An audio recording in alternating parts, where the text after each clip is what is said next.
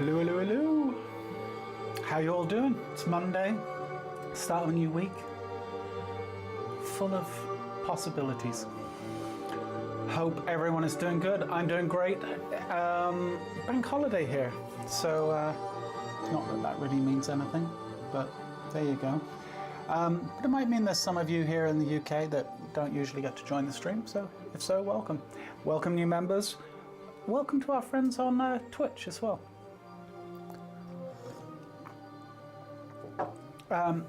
Okay.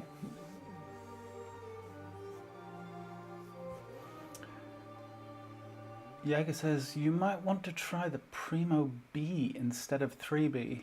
It's more like Ritmo 3B. Yeah, that sounds like a good plan. Yeah, next time I buy pencils, I will do that. As it turns out, I have quite a significant stash of pencils that are about this long, which with the little holder I can probably get down to this long. So I'm going to get through all of those first and some of the other pencils that I have here, but I appreciate the heads up. Camille, we'll wait for you while you sharpen your pencils. That's what I was doing 30 minutes ago, sharpening the pencils. Not so soft. Good to know. Thanks, Jaeger. Appreciate it. Visuals and sounds all good. Thank you, Donna, for the tech check. Okay, so last Monday we looked at, was that? No, hands. The previous Monday we did feet. Today we're doing knees, but you can't really draw the knee to some degree or another without drawing the leg, right? So we could look at this kind of as a leg session, but we'll be focusing on the knees and we'll be discussing a little bit of the anatomy. You will notice, for those of you who are members, you have access obviously to the reference, and you will notice that the last three images are anatomical references. The first one being something that I cobbled together showing the bone anatomy and then the muscles, and then obviously a photo reference of a leg showing how all of that stuff sits. Let's just talk about a couple of large ideas for the knee, the leg in general, but does Twitch chat get to put into the YouTube chat too? Yes, me, BC? My BC? I'm not sure how to pronounce that. Your chat is in the YouTube chat, and vice versa as I understand it. I'm now in possession of Tombow monos. Excellent, nice one, Margot. Yeah, I think you'll like them. A couple of large ideas. Here's the thing.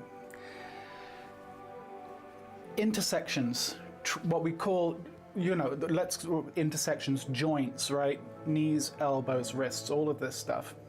We can also call them transitional forms, because they're the transition point, obviously, in the case of the knee, between the upper leg and the lower leg. They're hugely important. People tend to avoid drawing joints, but they really give us a chance for the eye to slow down at a particular point in the drawing and then speed up as you go through the long line of the muscle, for example.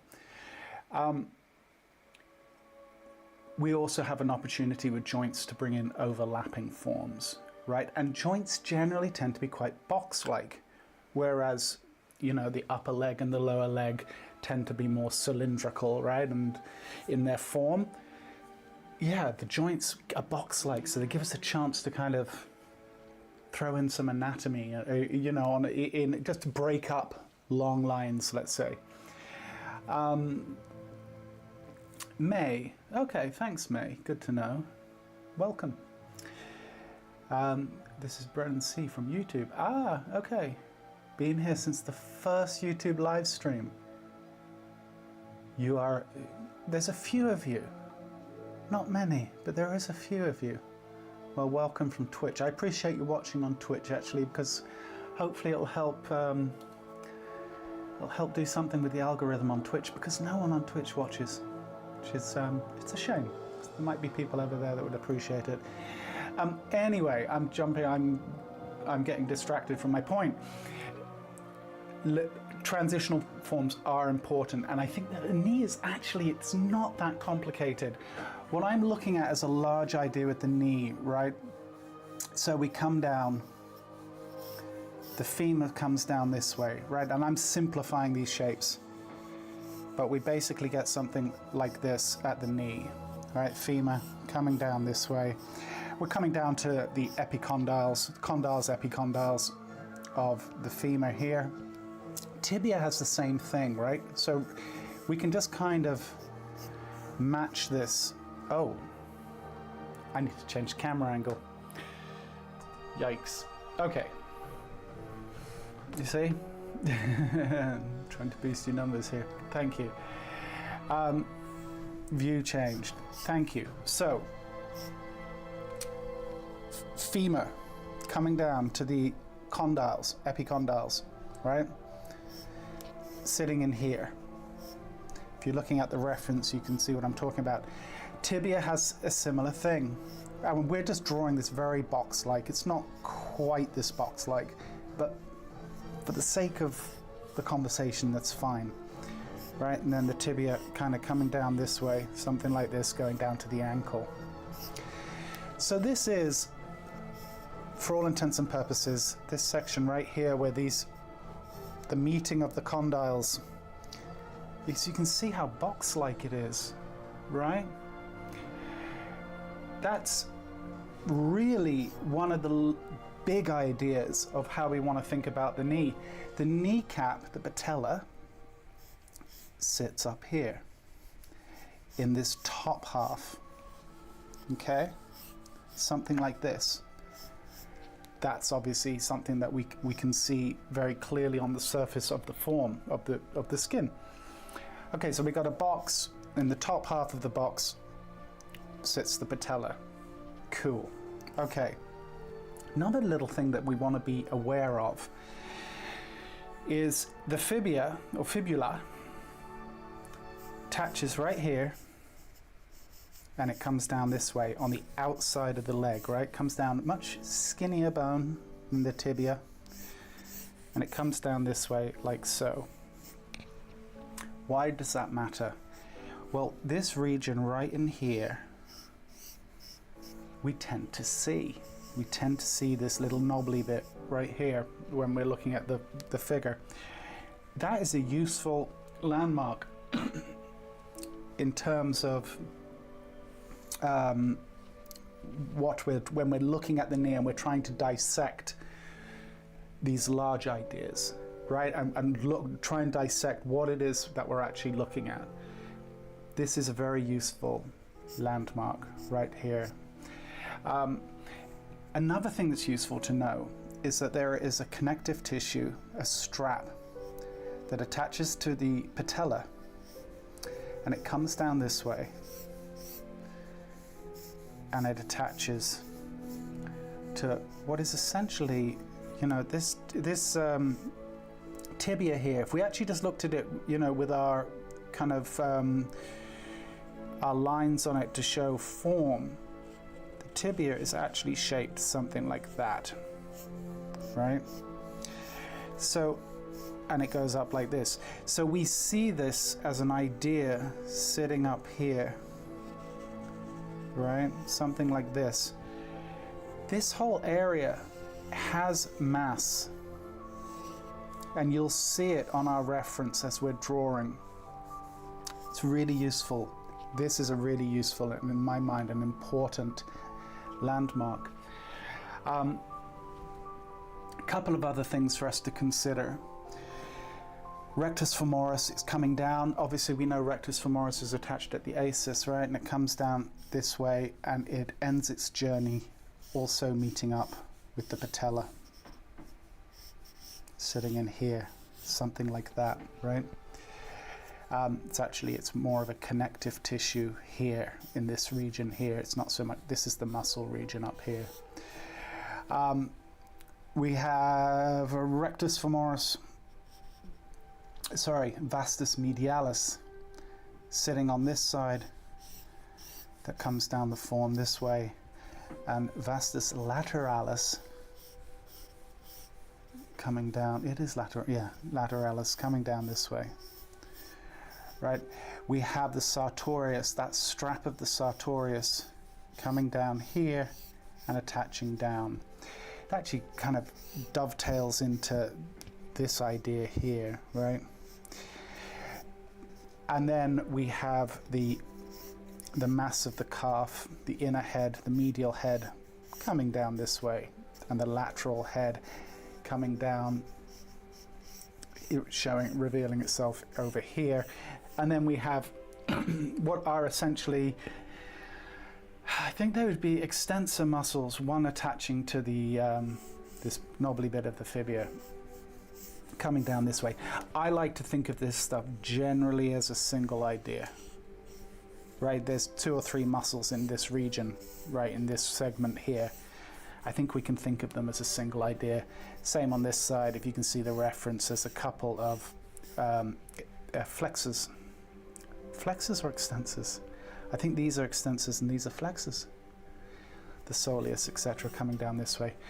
Anyhow, we get this kind of idea.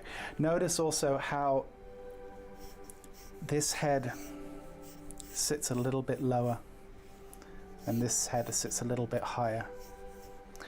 So as we get into the poses, we'll revisit these ideas and we'll look at them some more.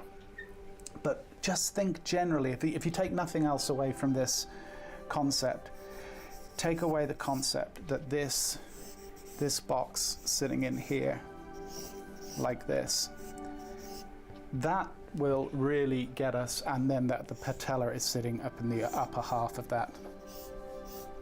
If you understand that, even that will help a lot to getting your knees starting to look a little bit more, you know, as they should. UCAT, welcome, new member. Good stuff, good to have you along. I hope you can find the reference okay. It's in a link in the community chat on the tab on my page. If you go to there, click on the link, and all the references hosted on my website.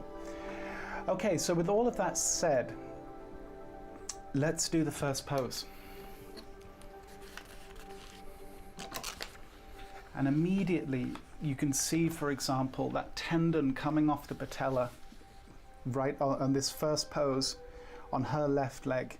Very clearly see that kind of triangular shape coming off the patella and going down the tibia there. Look at how the outside calf is sitting higher than the inside calf, right? And we've also talked before about how the fibula on the inside of the ankle, just very quickly,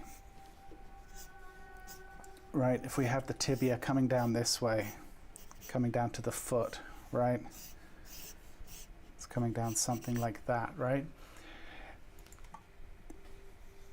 Fibula is sitting here. But notice how the fibula, where it comes to an end, it sits lower than the end of the tibia right there. So what ultimately happens there is the ankle, when we're drawing the ankle, the inside point of the ankle here is higher than the outside point there, right? And you can see that very clearly on the reference of our model on that anatomy page. So that's, once again, it's another great way to break up symmetry, right? And to bring visual interest into what we're doing. That's the idea anyway. So we've got 6 poses. We may or may not get to all of them today. We'll start and we'll see how we go. All right. You found the reference. Awesome. Cool. Okay, so I think we'll start, what, 20-minute pose? Let's aim for a 20. And I'm probably going to draw quite a lot of what we can see on the reference. I've deliberately edited these photos so that we focus in on the lower legs, or on the legs, not really the lower legs, just legs in general. Okay.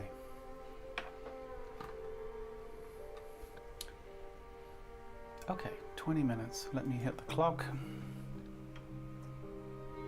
And let's get going. So first of all, I want to find the box of the pelvis. Once again, looking at my ASIS. And this axis is going, actually probably a bit more, something like that.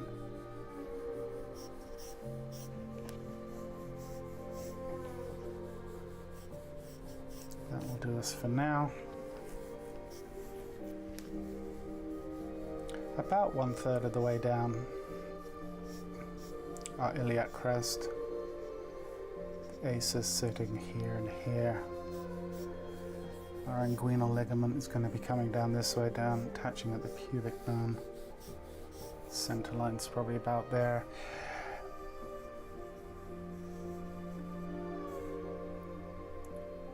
Coming down, I want to find, look at the way that this comes across the form.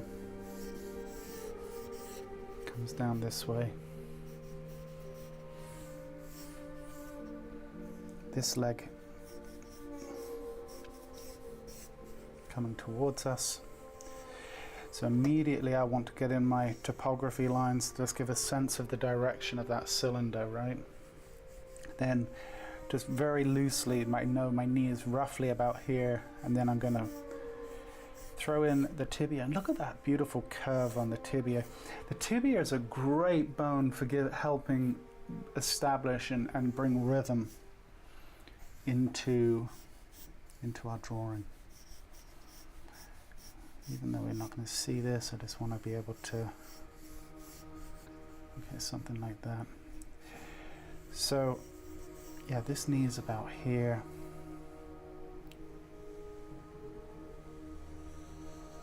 Let's find a very loose shape here. This is where the form is going to turn. The knee is going to be sitting in here.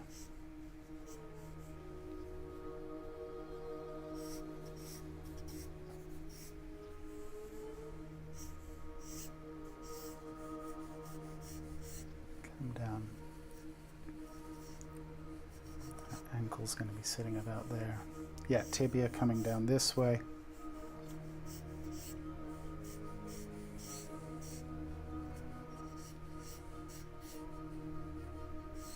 Heel about here.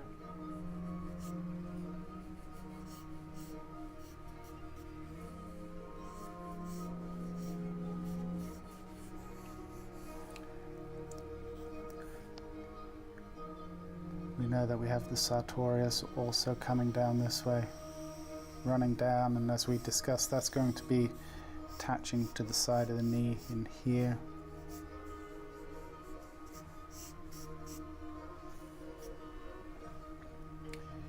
Right here we have, coming from the ASIS, we have tensor fasciae latae.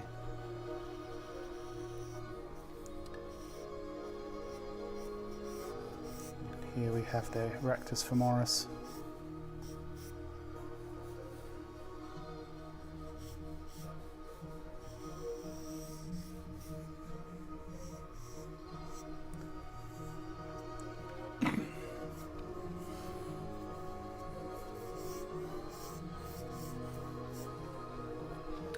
So tensor fasciae latae, gluteus medialis, that's sitting there.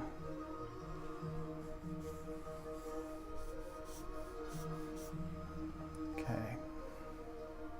Sartorius is coming down this way, attaching behind this leg that's in front here.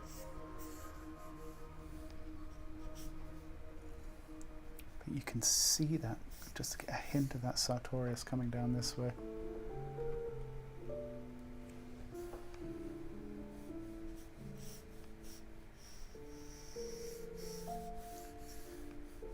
Once again, you can see that tensor fasciae latae sitting in here. Coming down.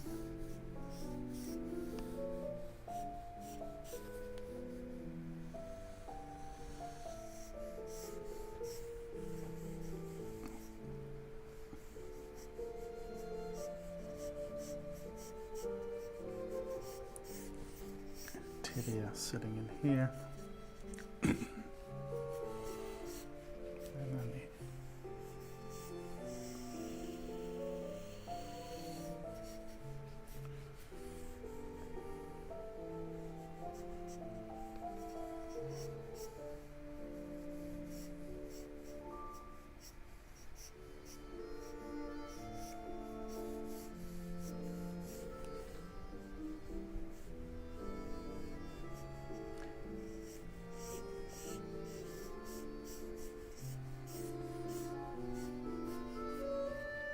something like so.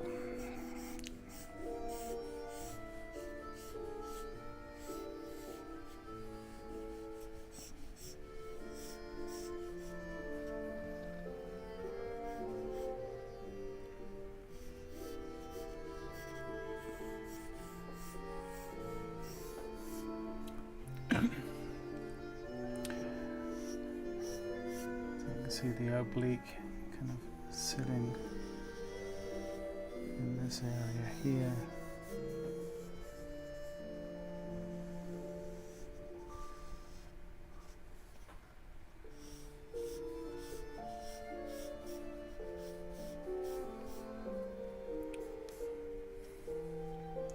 Navel is about here.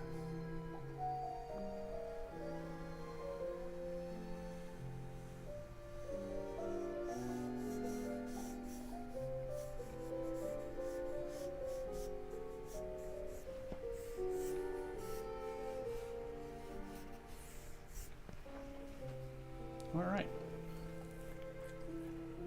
let's move forward.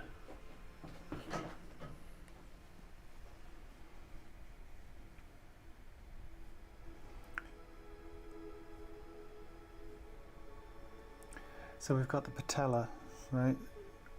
You can see the patella sitting right here. And then that diamond-shaped connective tissue sitting in there, and you get just a very subtle hint of that little end of the fibula there, that slightly bumpy passage.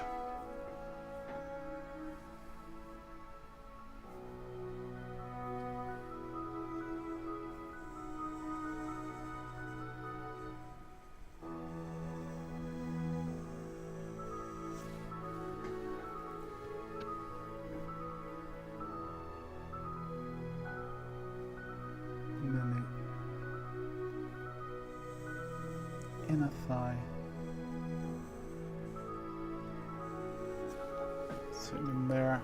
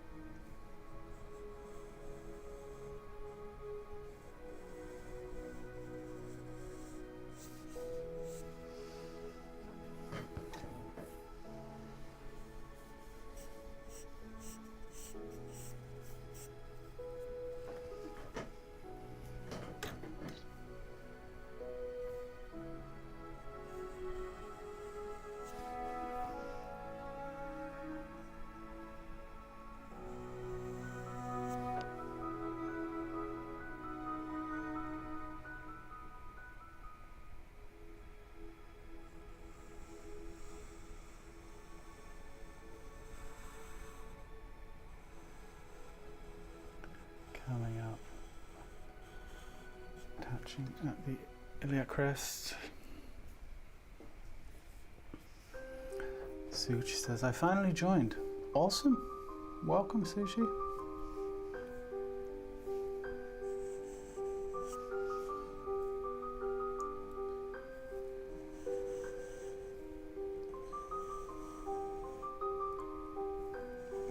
Coming down.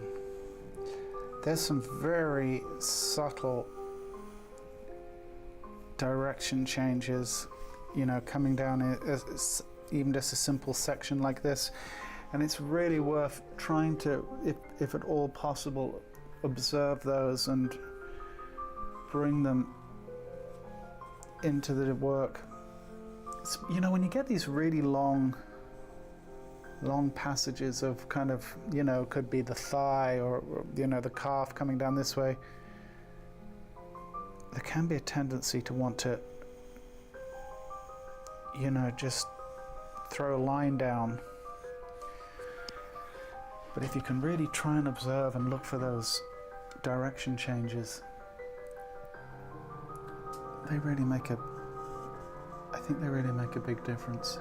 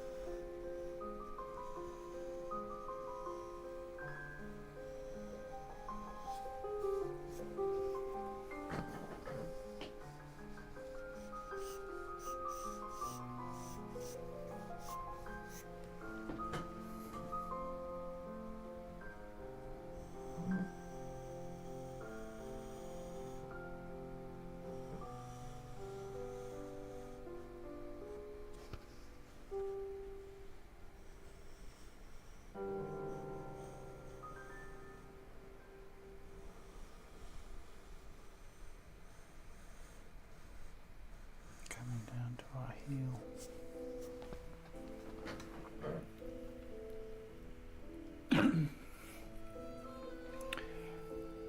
Your cat says, I'm curious how you choose to place your thick and thin lines at this stage of the drawing.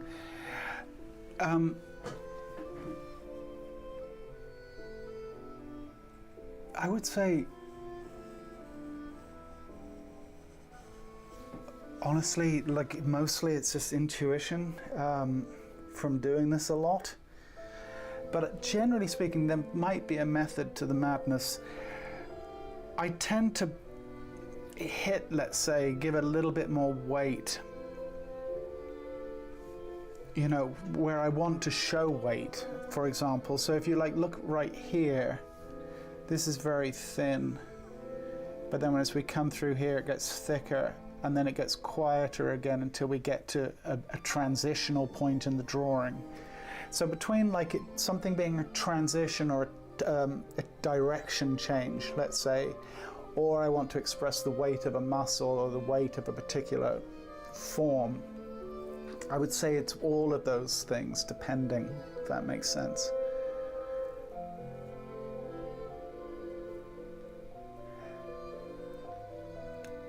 Joyce asks, hi Richard, the dent at the top of the thigh muscle, is that due to the greater trochanter?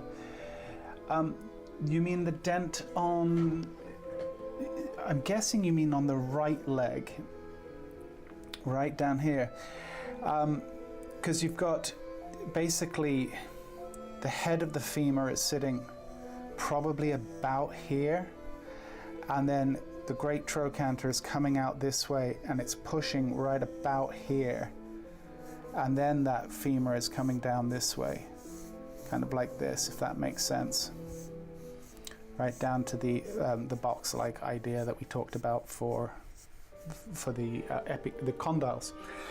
So yeah, this point here is where the great trochanter is, and the same thing on this side. Great trochanter will be sitting right about here, right? Coming up this way, something like that. Does that make sense? Assuming that's what you meant. Lydia Scott, hello from Switzerland. All right, Switzerland checking in. Hey Lydia, hope you're well. Jeffrey in the house. Good to see you, Jeffrey. And Antonella, I'm glad it helps. That's great. Well, we'll throughout the session we'll touch on these things, I'm sure, several times. The next pose is a pose from the back, and I think it's really important to understand how the calf the calf muscles, the two heads of the calf attach to the femur, and we can look at that. And in fact, in those anatomy notes that I posted too, you will hopefully get a good sense for that.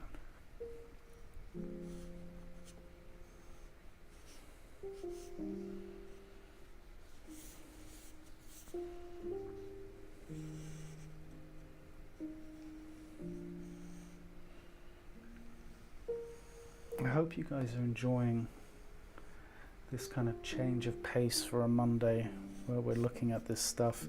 I think it's important to kind of slow down and make an analysis every now and then, because it's so easy to get into the habit of just drawing, and it's good to ask ourselves sometimes, what is it that I'm drawing? You know, am I explaining ideas the way I would like to based on my understanding, or am I just kind of guessing? And there tends to be a bit of both, I think, but we want to do a little less guessing and a little bit more understanding if at all possible.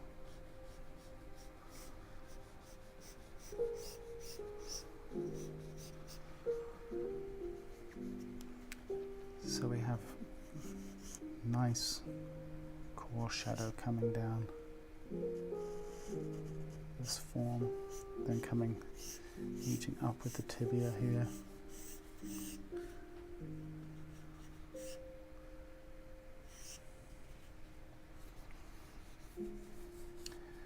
You can see this kind of divot almost sitting in here, this pocket of shadow.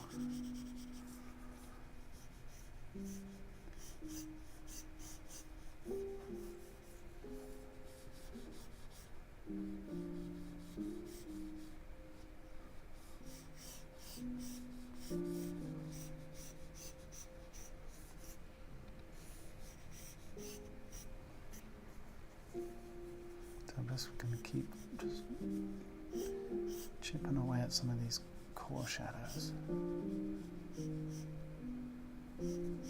and cast shadows. We've got a lovely cast shadow coming from over here.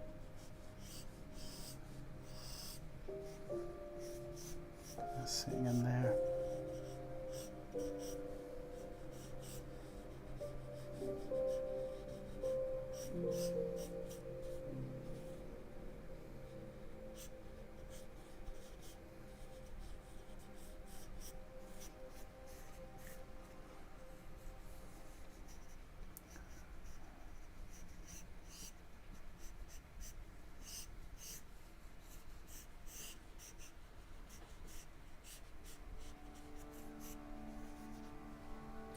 I'm going to switch to one of these,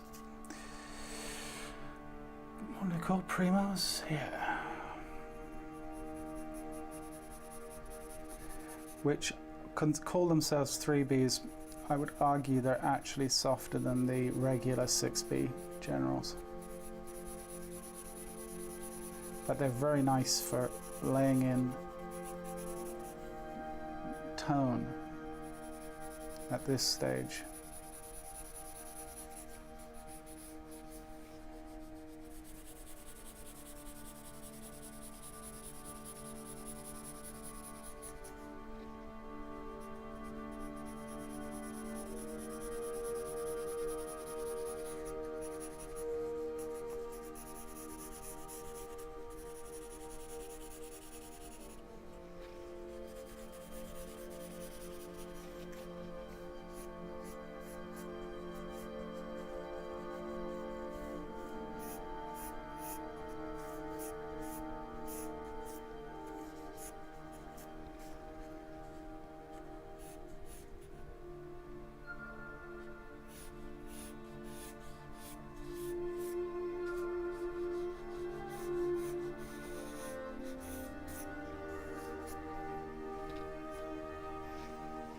Now just a couple more minutes, just do a quick blend. Hi, how late am I? Hemant, you're not too late. We are on the first pose. You missed a little discussion about the anatomy of the knee. So if that's interests you, you could go check that out. But no, we're just getting started here.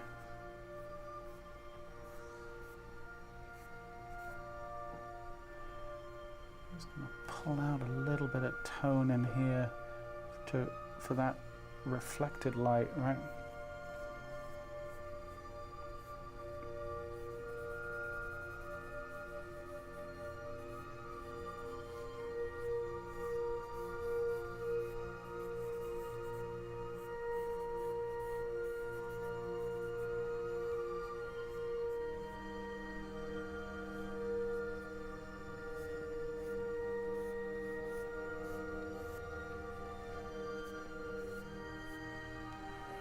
And then we'll just pop out this sartorius aces point right here. You do want to just emphasize that the sartorius is coming down in such a way.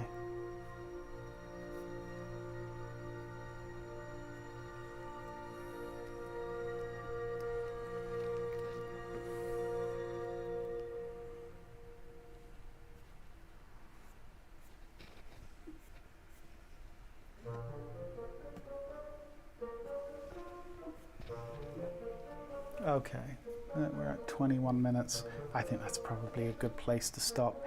Could probably just, sorry, just 1 second. Just hit a little bit more on this cast shadow.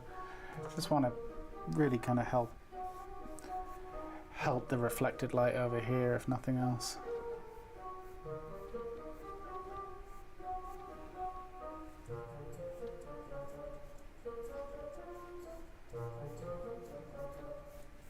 Okay, I think that'll do it, huh?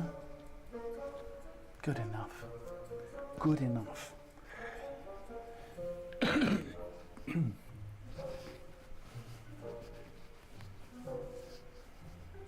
Lydia says, I love the detailed analysis of all the muscles and how they connect. That's why I described. I haven't found this level of detail on any other channel. Thanks, Lydia. Good to hear. I'm glad that this is useful. Yeah, for you new subscribers, or those of you who are kind of coming to this recently, there have been a recent, you could say slightly recent change to the format, which is Mondays we've started to do these types of anatomy analysis groups, and then Thursdays more of like a regular figure drawing session, if you know what I mean. Okay, we got this next view. Richard, do you read the live chat after you cut camera and mic?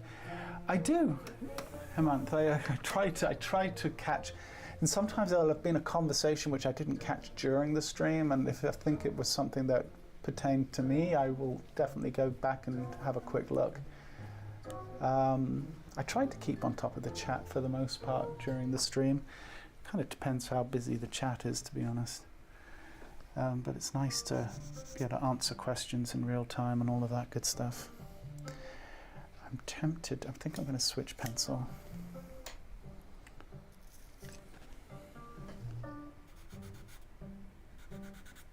No.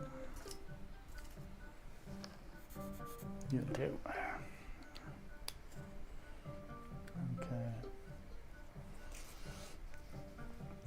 Some wise guy says, do you think butter paper is a good replacement for newsprint?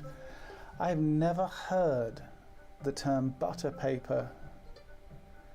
Now, do you mean greaseproof paper, wise guy? Wise guy. If you're asking if greaseproof paper, I would say probably not great. What's the paper, please? The paper I'm using, and I'm not even going to begin. I don't know how to pronounce your name, I'm afraid. Is it Last Straw? Okay. What is that? Is that? Please tell me the nationality of your name. What's the paper? The paper is newsprint. Same thing that newspapers are literally printed on. And here in the UK, the same thing that they'll wrap your chips in at the fish and chip shop.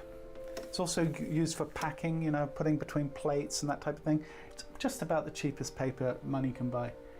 But it's incredibly smooth. I've yet to find another paper with less tooth than this. And so for me, at least, working with the 6Bs, it's a lovely balance. Because it doesn't have too much tooth, it doesn't get too dark too quick, you know, as a paper. I also consider, I call it a fast paper because of how smooth it is, and using the 6B, there's very little friction between the charcoal and the paper, and so you can work fast, if that makes sense, right? Okay, next pose. I'm guessing we'll go about the same amount of time. And also, just for those of you following along with the reference, just check out that second image, an anatomy image that I posted, and look at the way the two heads of the calf, they actually attach above the knee, right, which is really fascinating. But once again, it gives us that beautiful opportunity for overlapping forms, right? It's not a name. Okay. Well, at a glance, it looks like Last Straw. So, if I have to shout your name out, that's what it will be. You're the last straw. All right, let's draw.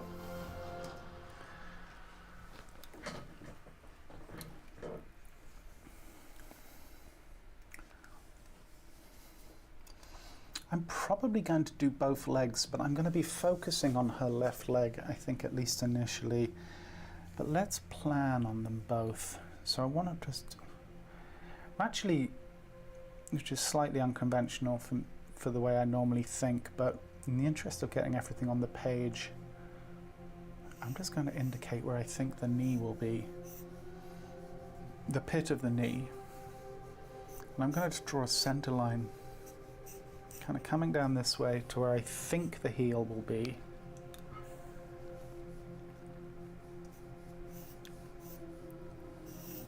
I do not normally work like this, but as I said, I think it could be useful. Now, I think her upper leg is ever so slightly going away from us. And then the calf is ever so slightly coming towards us. So I'm going to just think of them in those terms. We got the calf sitting in here.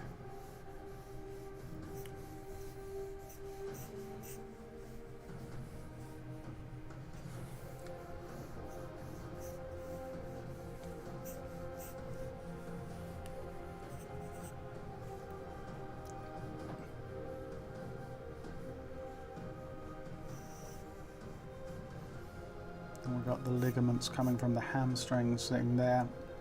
You can see the joint, that box-like joint sitting in here, right? Where it is revealing itself.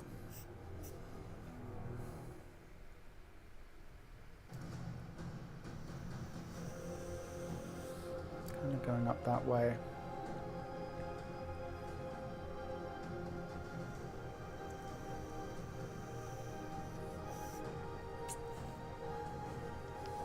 So here you've got the mass of the hamstrings kind of sitting in here, subdividing off like so.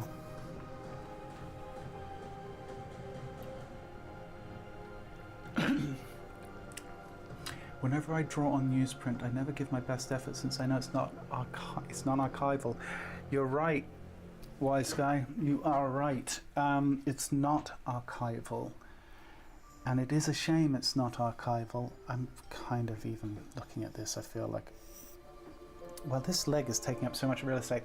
I'm going to kind of cheat where this other leg is in space. In fact, I'm not going to draw it, because I think this could compositionally work. And I don't know if I want to cram in something over here. I'm going to focus on this leg.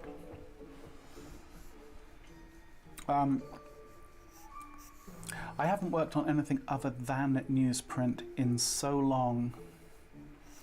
And here's the thing. You're right, it's non-archival. But you know, I've got pieces that have been behind glass for years. And honestly, some of them haven't even yellowed that much, or at all. The trick to framing newsprint is to put it behind UV glass, and also to make sure that the backing behind it and the mount are acid free, which they generally are anyway, right? Just that's industry standard as far as I understand. But you know, when you think about it, you know, if you just go to a little bit of trouble to care for it, you know, don't put it you know, don't put it in a sunny window, for example, so that it's receiving, you know, hours of sunshine right onto the page. And you'd be surprised, it holds up really quite well. Excuse me. And my feeling is, honestly, it may not be archival, but I think the pros outweigh the cons. Because for me, I love the I find I just draw on it much more relaxed, because I know it's a cheap paper, so I tend to not be so precious with it, and consequently I think the irony is I end up with a better drawing because of it. Whereas if I was working on paper, I'd know, you know, that was $3 a sheet, I got a feeling it would paralyze me. But that's just me.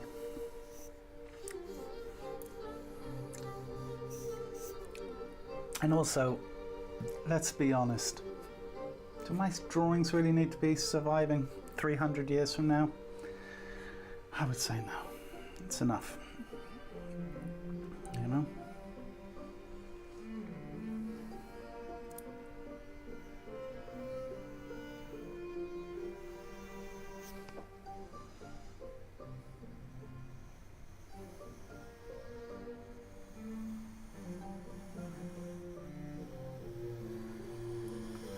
But I would say, you know, try at least to draw on it. Try, if you can, try and shift that mindset just a little bit. And I think you'll find it's just an incredible medium.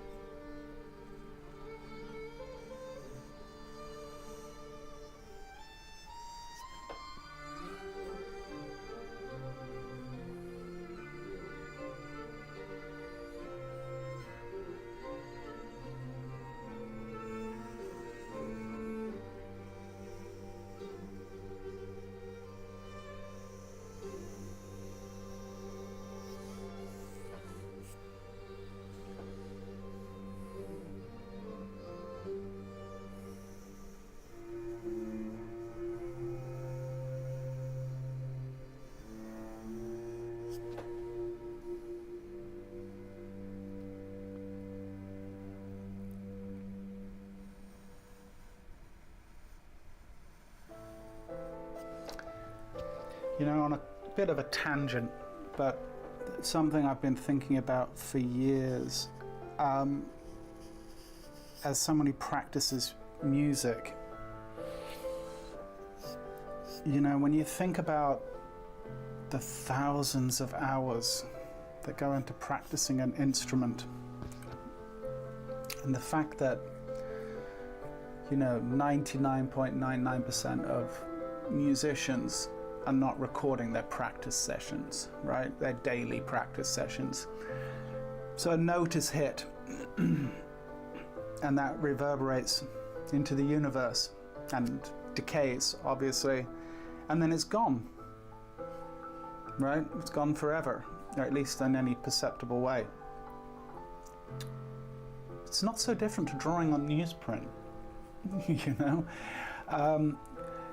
Yeah, you can record things in one way or another, but at the end of the day, a lot of art, like I would argue as a musician, some of my most inspired playing has happened during practice sessions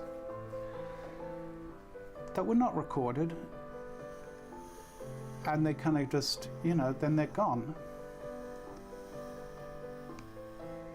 which is fine. So I think it could be fine for art too, right? Like, not everything needs to necessarily be captured for all eternity.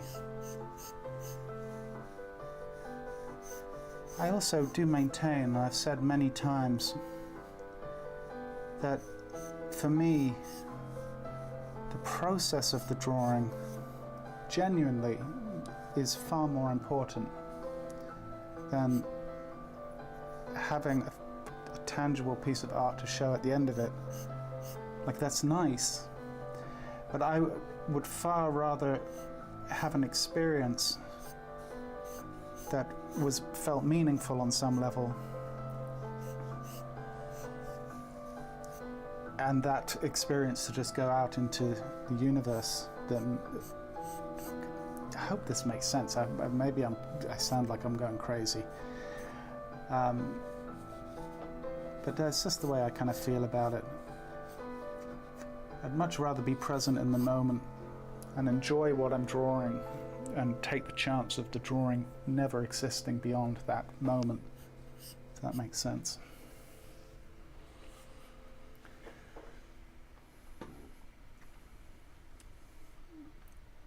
Wow, lots of comments. What are the animation do you like? Minions, Toy Story, asks Hemant. Here's the thing, Hemant. I've worked in animation for 35 years, and if I'm honest, there's very little animation that does anything for me anymore.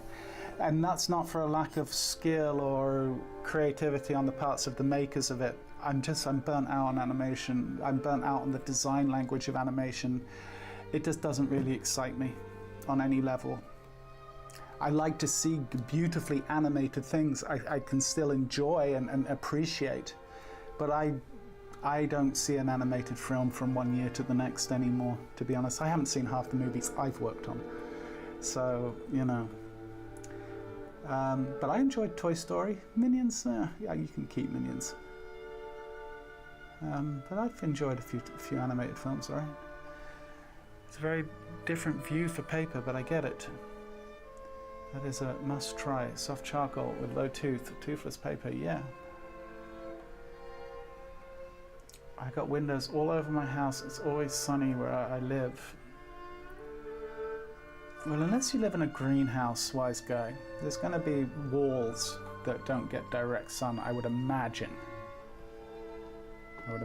But I don't know. I don't know your house.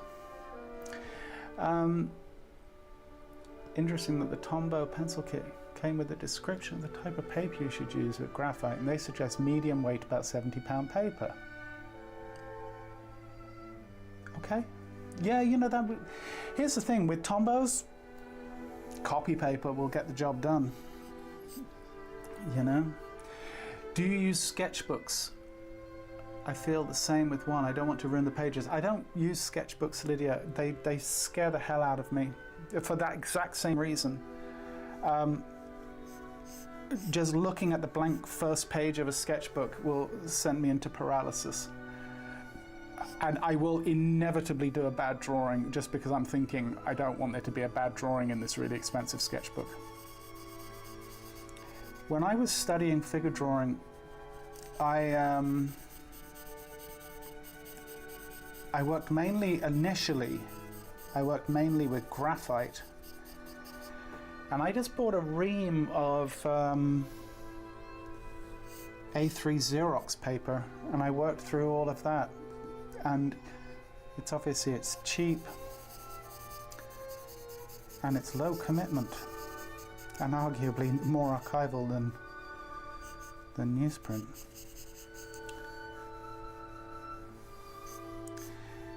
Animation paper is also, the old traditional animation paper is very, very nice to draw on too.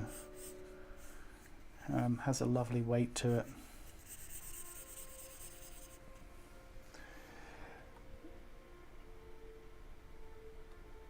So much geography on the back of the leg. Right when you actually just kind of slow down enough to observe it. And we've drawn poses like this, obviously full figure, Margot, and we never slow down enough to really look at the leg and say, wow, what's really happening here? So this is it's a lovely change of pace, in my opinion.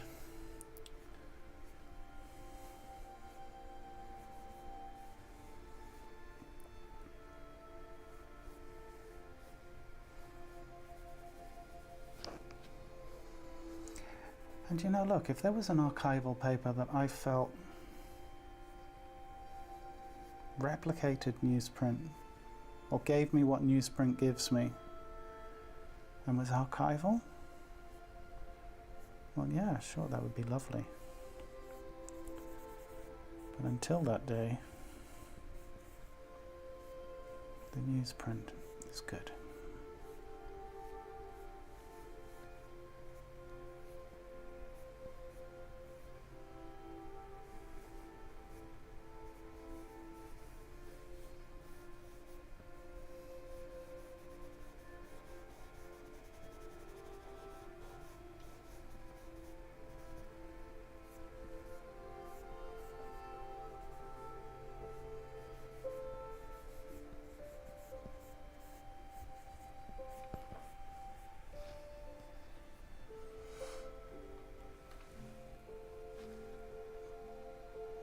Can I lower the music? Yeah, I can lower it a tiny bit, although there's nothing coming through the computer. It's all just what's... let me know if that helped. It's all just coming through my speakers. It's not very loud.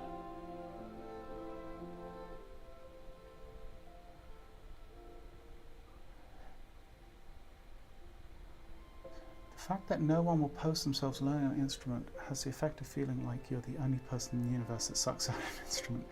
That's a very good observation. Yeah, it's kind of true, isn't it? What animated movies have you worked on, Richard? I've worked on a lot, Donna. Honestly, if you're interested, I'd say go to the About page on my website. But off the top of my head, I worked on a lot of the DreamWorks 2D movies back in the day. You know, a few Disney projects like the Enchanted movies, a lot of a mixed bag, a lot of feature stuff like back in the 90s and early 2000s, and some TV, a bunch of TV stuff too. I'll tell you, you're English, Donna, so you'll probably remember I worked on, God, what was the brand? I worked on a bunch of, when I very first started in animation, it was the late 80s and I was in London, and I worked on a bunch of ads that were around at the time that you probably were. I worked on an Opal. One of the first things I worked on was an Opal Fruits ad with a dragon. Do you remember that? Opal Fruits were the English name for Starburst, for those of you wondering. But yeah, I worked on a bunch of ad-related projects before I went on to feature. Although I went on to feature, I think, when I was 17. Yeah, so.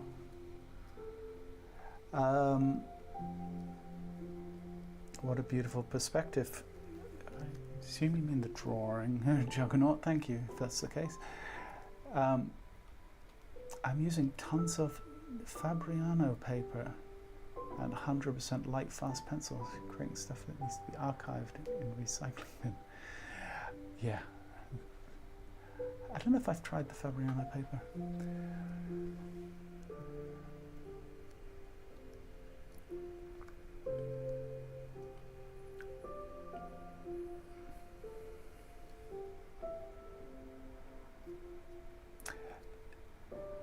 Pirush says, Pirush? Apologies for the mispronunciation of your name. I don't know if it's the camera or the quality of the newsprint, but here in India the newspaper print we got here is of a greyish tone. This is definitely off-white. The camera's not really giving a good read. Do I have anything that's white? This is a napkin, although it's got a bit of dirt, but you can see there that you can see this at least is still white in this swatch right here. So you can see this is not white. Definitely got a hint of tone to it. Remember the Opal Fruits ad, always like the dragon? Yeah, that was one of the very first ads I worked on, maybe the first one actually, yeah. And the old Weetabix commercials, do you remember those, with those little ruffians? Yeah.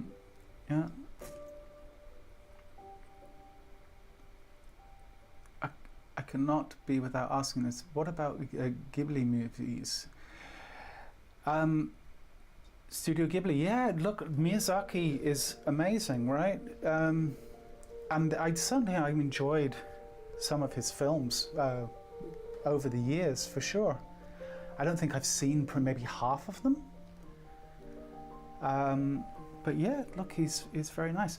I've just never, even though I've worked in animation my whole life, I just would not consider, especially compared to some people, I would not consider myself a fan of animation, if that makes sense.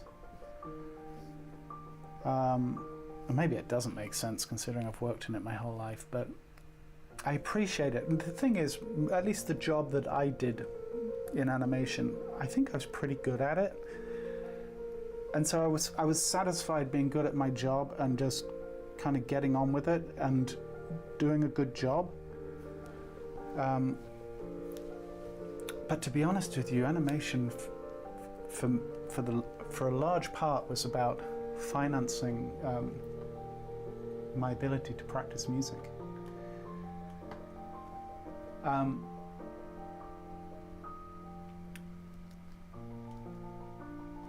Okay, let's... And it's like, don't get me wrong, it's not that I don't appreciate the craft and the work and the art that goes into those films. I just... That's just the way I feel, if that makes sense. Okay. Do you watch any new movie? I haven't seen any new animated film, if that's what you're asking, Hemant. I haven't seen any new animation. I've seen nothing that's come out in the last 2 years, I would say. Okay. Next pose.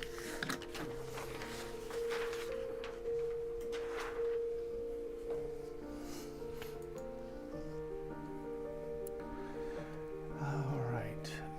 So this next one is interesting. We've got two different legs, you could say. Right, we're now looking more of another front pose, front-ish. And we've got the left leg, which is going down in kind of a more natural way or a more relaxed way. And then we've got the right leg that's sitting on this box. I think I'm just going to draw the whole thing. I'm not crazy about the way the weight is distributed onto the left leg the way it is, but I'm going to draw it anyway because it's not natural to me, or it doesn't feel like there's a lot of rhythm to be had. But it could be a good, interesting challenge to see what rhythm can be had out of a left leg like that. What instruments do you play, Richard? I play the music of North India, Margot, Hindustani classical music, North Indian classical music. I play two instruments. So one is a stringed instrument called sarod, which is like a fretless instrument, and the other one is the drums of India called tabla.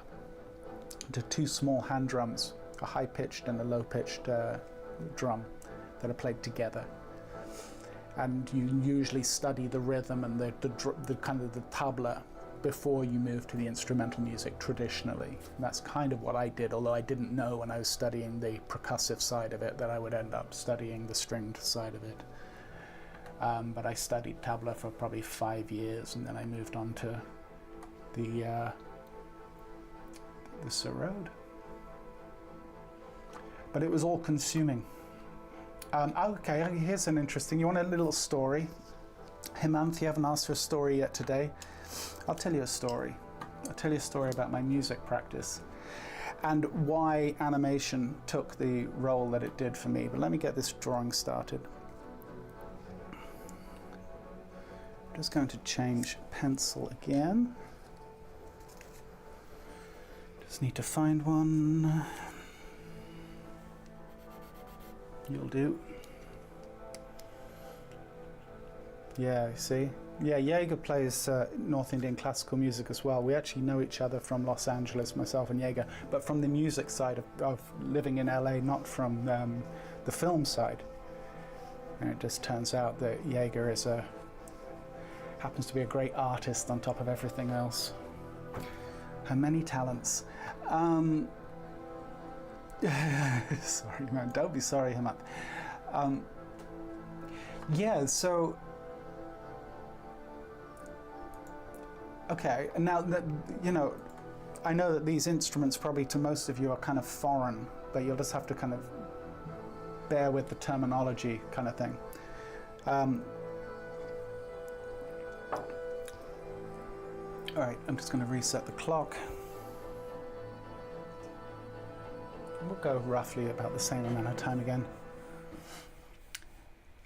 So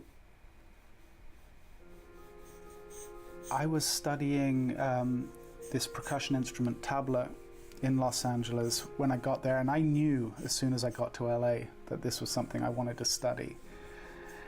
And I found a teacher, and actually one of my first really good teachers, and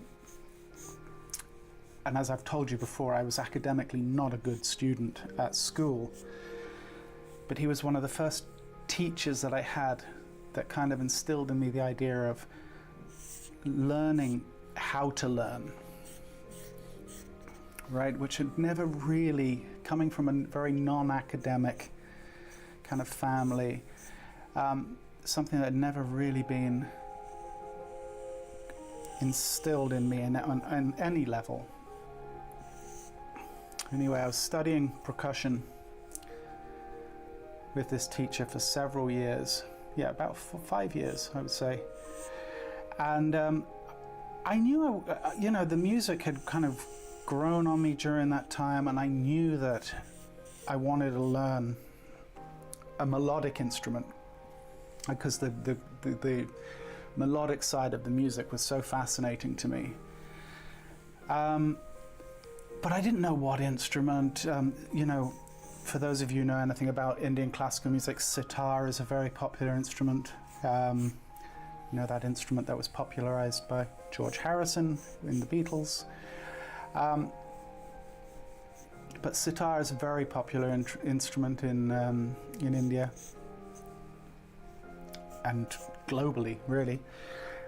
So I was thinking maybe sitar, but there was something about sitar that didn't quite grab me, let's say. And so I was kind of just searching. I was even thinking maybe it'll be guitar. I really didn't know. And my drum teacher happened to also, he was an instrument, he is I guess still, but he did instrument repairs, and he built, you know, he built very kind of bespoke, like flight cases for very, very specific instruments that need very particular kind of design for the flight cases, like, you know, pretty high-end stuff that was very specific. And he had built a case for this Indian musician who at the time was the head of the Indian music department at Cal Arts, where they also teach animation actually, and you know, art in general. But they have a world music department, very, very famous for their world music. And one day he said, I've got this case that I've just done we'd finished a lesson. We just finished a lesson. And he said, I've got this case that I've got to bring up to this musician. Do you want to come along? He's like, hopefully I'll get a chance to practice with him quickly. Because in India, it's very common in North Indian classical music that you'll have the main instrument, the melodic instrument, and it'll be accompanied by the drums, and just the two instruments, right? 99% of the time in Indian classical music. So he was hoping that he might get in a little practice with this guy when we went up. And I had nothing else to do, so I'm like, yeah, I'll come along. And, you know, like, little part of me was kind of excited to meet this guy because he was very, very well-renowned player. So we drove up to Valencia, where Cal Arts is, where this gentleman had his apartment. And we go in, and there on the floor he's sitting there playing his, no, he wasn't playing his instrument. We were just sitting there, and we're all just kind of talking. And then at one point he says to my teacher, he said, whose name is Leonis, he's like, Leonis, get my surround out of my case. Let's practice. So the instrument comes out of the case, and immediately I'm just like, oh, okay, what's all this then? And the two of them played, and I knew immediately as they were playing that this music and this instrument was what would probably consume the rest of my life. And they only played for about, I don't know how long it was, maybe 20 minutes, 15 minutes, something like that. But it was life-changing for me. And I acquired an instrument, and I started studying with this gentleman. His name's Rajiv Taranath. Now, the thing is with Indian music, especially the way that someone like, well, it's very traditional, but you don't often see this traditional kind of training so much anymore. But, you know, it would be very, very common for lessons to go 3 hours, right? Like, you know, the idea of a 30-minute or an hour lesson is almost laughable in Indian classical music. You know, you're only getting warmed up after 30 minutes. And so my schedule for the next 5 years, when he was around, when term wasn't on, he would go back to India, so there were breaks. But the next 5 years of my life were getting up at 5 o'clock in the morning, practicing till about 7:38, going to work, working till about 6:37, driving up to Valencia, taking a lesson with him. Inevitably, after the lesson, you would stay and have food and chat, and this is, you could almost say, kind of part of the training to some degree. And I would do that at least 3 times a week, sometimes 4 times a week, week in, week out during term time. And the thing is, because it's an improvisational music in many ways, and because it's a oral tradition, like I would make notes, but generally in India they don't make, there isn't a note. it's oral tradition, right? There is a notation system, but it's come later and all of that, right? And it's mainly come from Westerners, the notational system. But the point being is, every time I would go, he would have a slightly different version of what that thing was going to sound like. He never taught it the same way, exactly the same way twice. So, you know, I would be leaving his at 10:30, 11 o'clock at night, waking up the next morning, you know, 5 o'clock, whatever, transcribing the lesson, trying to learn it before going to work, then going over again that night, and then he would play it, and he would play a different version of it. And so you'd then be like, once again, recording the lesson, doing blah, blah, blah, and so on. And so, yeah, I did that for several years. And that's just the way that music is ideally taught.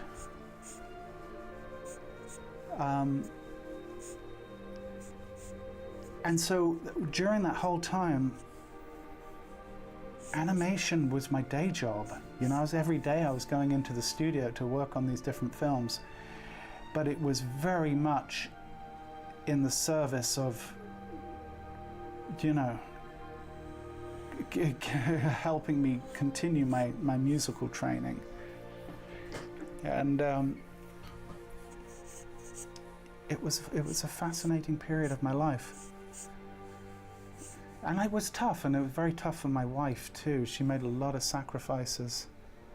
You know, she called herself a road widow because I was up at his place a lot. And you're just trying to balance these different kind of aspects of your life and juggle. So the idea of, you know, also focusing a lot of my creative energy on the art form of animation was kind of, you know, it definitely played second fiddle. So yeah, so there you go. That's a little bit of my background. But it's also been very tricky to, my whole life, try at least to find some kind of balance between my professional life and my musical life, which for me was never going to be, other than barring a little bit of teaching that I've done here and there, you know, I was never going to be, you know, a proper performer of that music. So it was always kind of like, you know, all this time basically going to what amounted to a hobby. Tough, you know. You never visited India. Hemant, I haven't. And I was meant to go the year 9/11 happened. I was meant to go that winter, and then 9/11 happened, and I just was not in the mood to travel, to be honest. And then I was meant to go this January, and to be honest, I just simply couldn't afford it. It's really what it came down to.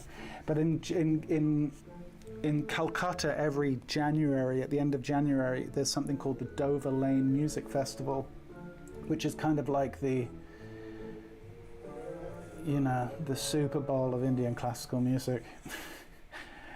And I've always wanted to go, although it's changed a lot from what I understand over the past few years. But it's very hard financially to justify, you know, not to justify, but just hard to do. Like, just simply haven't been able to. So.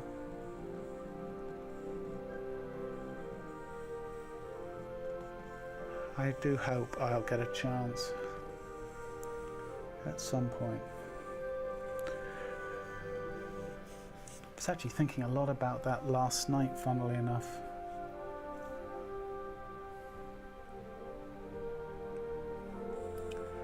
Because I feel a bit of a fraud having studied the music for so many years and never having gone to India. Feels a bit wrong. In saying that, I will say this in my defense, especially back when I was studying, you could make a strong argument for some of the best players in the world were all living in California at the time. Remember even my teacher, Rajiv, saying to me, he's like, the best teachers are here, you don't need to go to India. I think he was being a little bit facetious, but you know, there was a guy up in the Bay Area at the time, a gentleman by the name of Ali Akbar Khan, who was widely regarded as one of the greatest exponents of this instrument that ever lived. And he was living in the Bay Area, not more than 5 hours from me. And I would go up and sit in on his classes as well. So, you know, it's not like there was a lack of information to be had where I was. I was very lucky geographically to be kind of at the epicenter of our particular school, let's say, of the music. So there you go.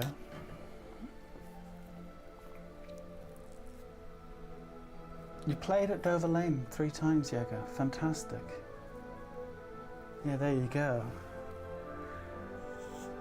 Yeah, apparently it's changed a bit. I don't know what that even means, to be honest, but I guess it's got a little bit more commercial and I don't know. Anyhow, there you go. All good things in time. Yeah. One day I'll visit you. All right, Hemant. There you go. Where in India are you, Hemant? I'm curious.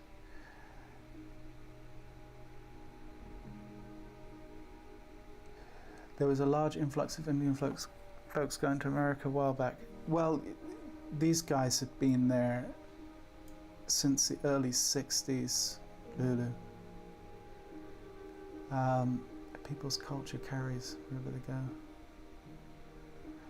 America's kind of a blender in that sense.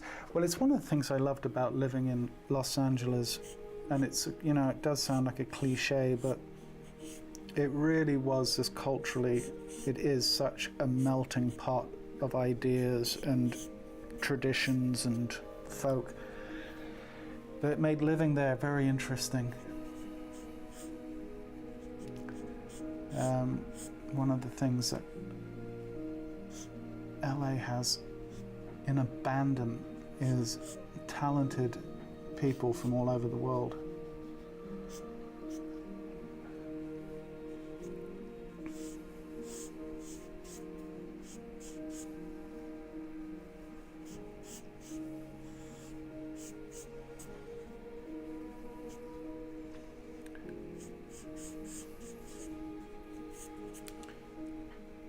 So, obviously, we've been chatting away.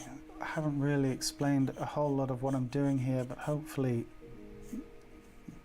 you can see some of the decisions and the choices that I'm making. And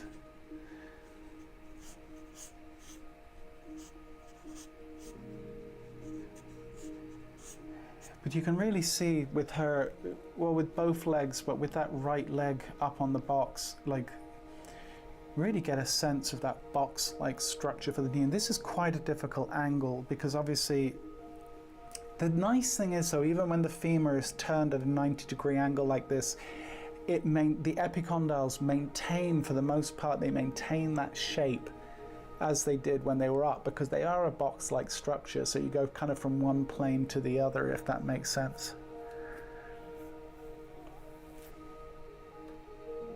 Oh, Tamil Nadu. Okay, thanks, Hemant. Yeah, I may have forgotten.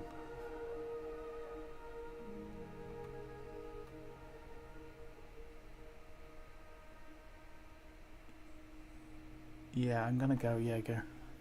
It's got to happen.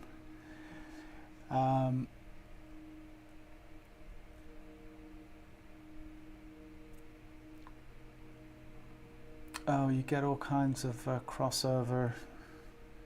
Lulu, obviously. Personally, I'm a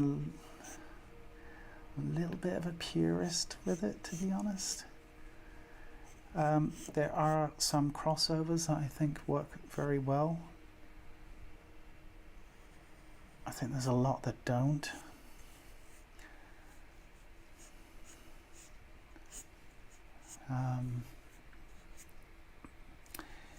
You know, yeah, it's a tough one. It gets into murky territory. The whole thing of, you know, tradition, and the music evolves, and there's a lot to kind of, as they say, unpack with those discussions. And I'm in two minds how I feel about a lot of it, to be honest.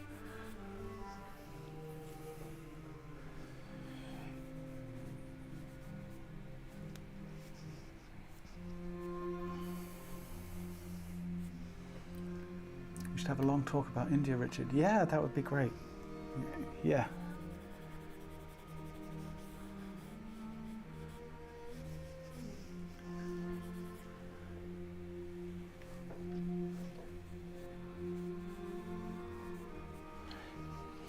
So I'm really only, you can see like for the tone here, I'm leaving a lot of reflected bounce light in the shadow form. I'm really just using the material that's already on the page. It is an effect I do really enjoy and like, is a lot of bounce light. It's very easy to kind of go overboard the other way, but something so kind of, what's the word? It's just very luminous, right? When you leave a lot of kind of light in the shadow side. You see, I really haven't added any more material there.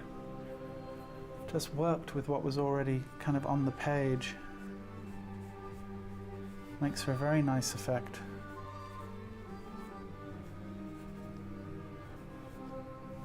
Okay, and there's our 20. So that's probably a good place to call it.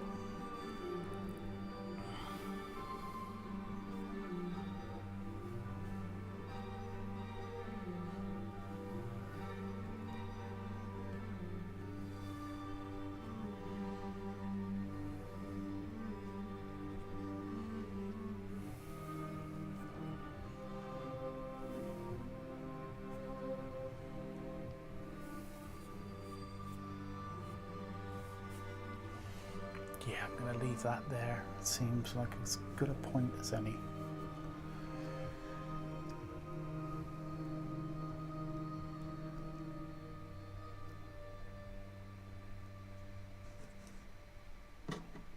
All right.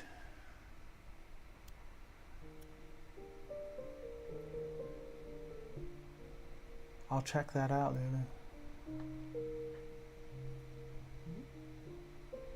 Mega Neko remix, huh? All right.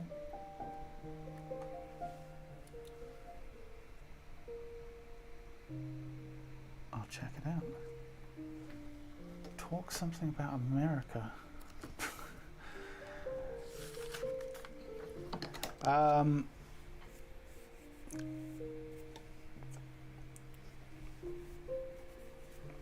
I thought I just did.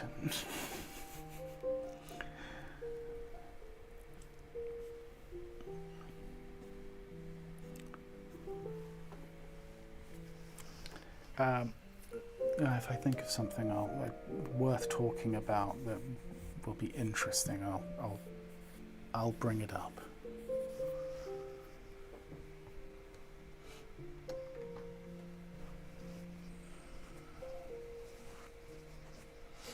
Okay, where are we at? 6:30. We have 30 more minutes. Can you believe we've only done 3 poses? So let's move on. And I think in the interest of just, you know, trying to get some reps in, how about we do like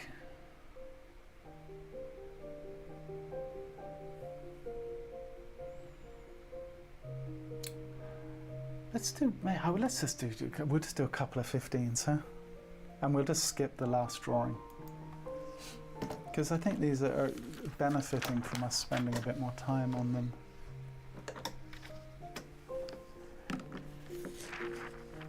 Where will I find this, Lulu? On YouTube? Please don't direct me to Spotify. I don't use Spotify.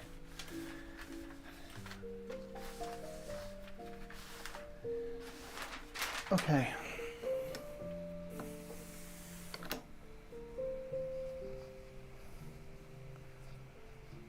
Favorite cartoons?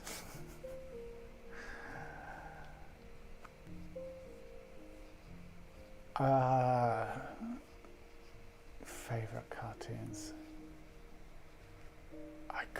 If I think of one, I'll let you know.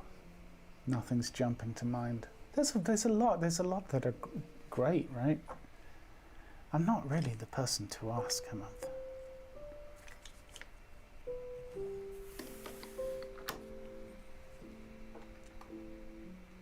All right.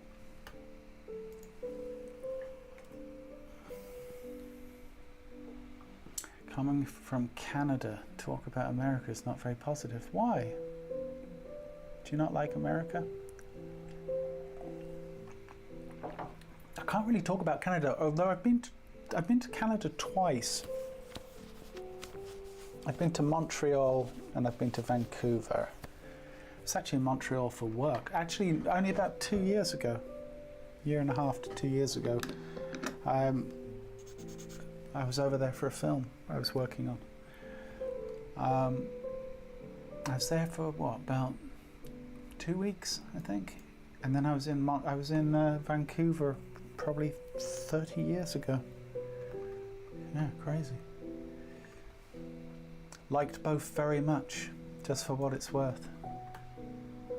Canada is a pretty awesome place. I would definitely go back. That is for sure. And the people, they are pretty awesome. Art Baba says, I am from India, Goa. You must come. What beach? You guys have the beaches, right? From what I understand. Yeah, look, when I make it to India, which hopefully is sooner rather than later, I will definitely try and make it down to the Goa neighborhood. Well, my teacher lives in Madras, so, and I need to also go to the north of India, so Goa's kind of on the way, right? So, let's oversimplify the situation. All right, let's do this.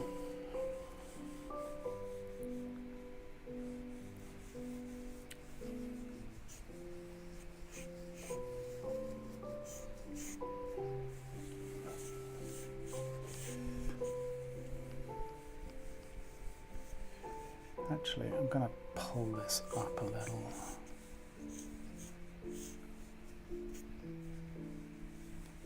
Let's pull this to here.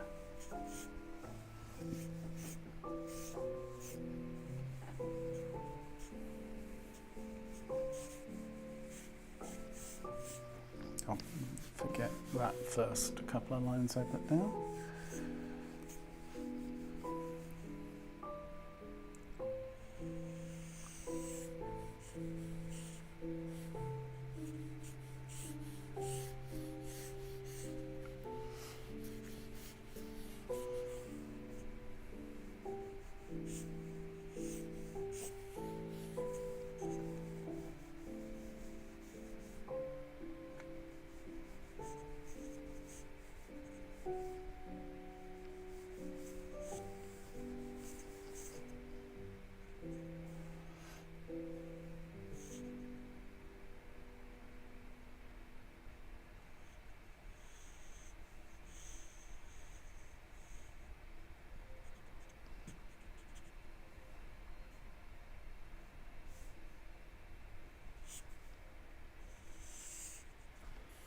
It's like going away from us.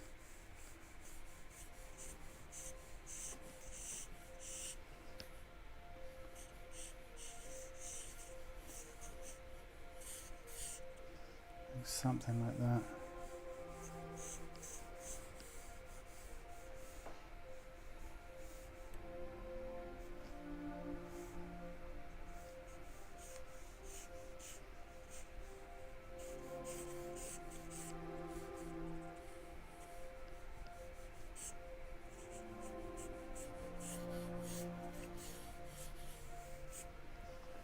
Okay, that's all. Rough positioning, that'll do.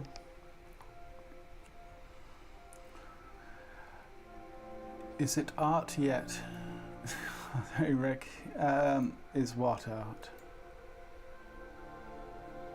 Gotta be more specific.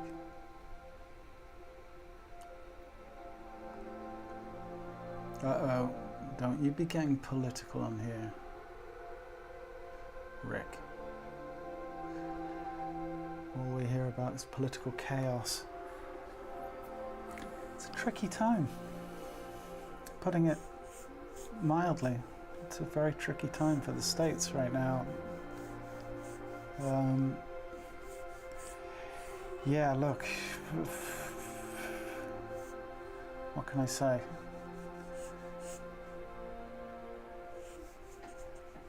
Let's leave it there.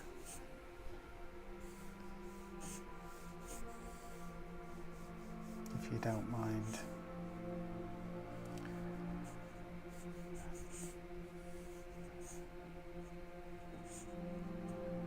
Trying to make an effort to not let politics creep into this little place of peace and quiet we have going on here in this small little corner of the internet. Let the rest of the internet fight it out. And please don't confuse that for a lack of care or concern on my part, but you know.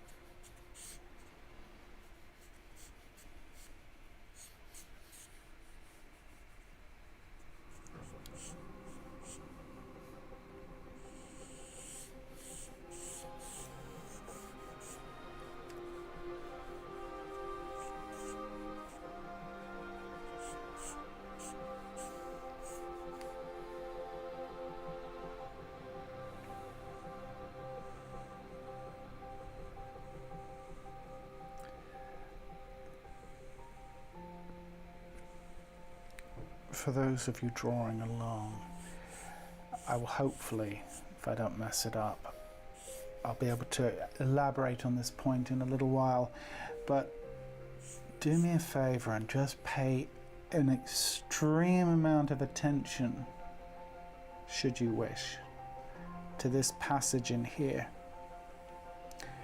There's a lot of very, very, very, very, very subtle direction changes happening that if you can capture some of that, you're getting some of the magic. We'll see if I'm able to. I guess time will tell.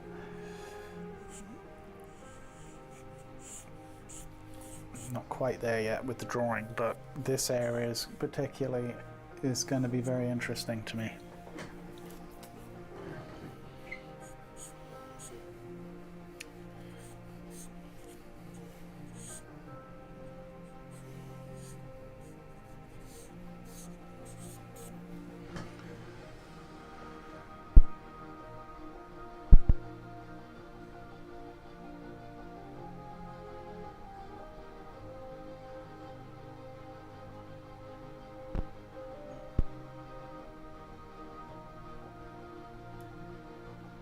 Yeah,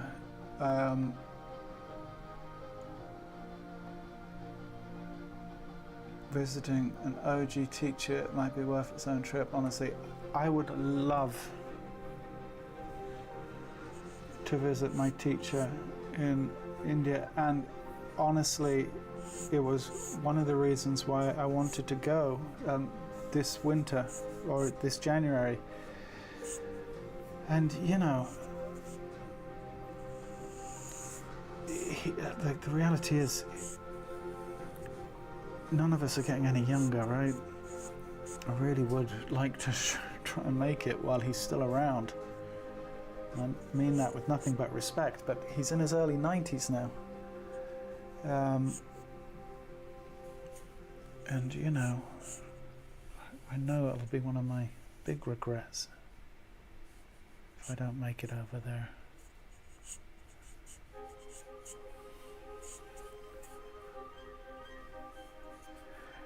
Anyway.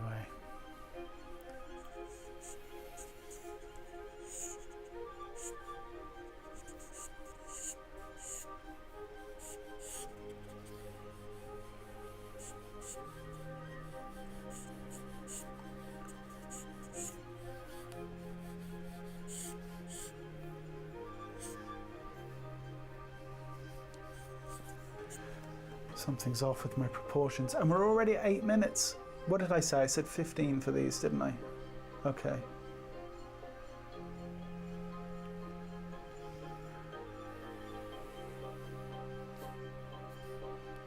This is too long.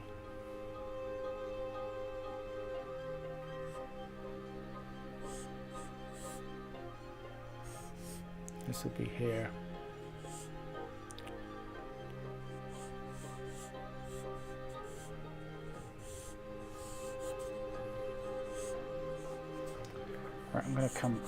I'm just going to hit that straight and black because I think I know how to fix that. Okay. Teresa, hello from South Africa.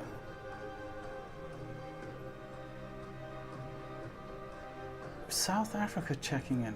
Very good. Welcome. What time is it in South Africa right now? I'm going to make a guess. Here we go. It's 6:42 in the evening here. I'm going to say it's 9:42 in the evening in South Africa. Teresa, hit me up. Let me know if I'm right. Politics trying to tippy toes into most streams, wearing on its socks. Yeah, look, I just don't want to get into it. Reggie's 91 now. Is he only 91? Are you sure about that, Jaeger? I think he's older.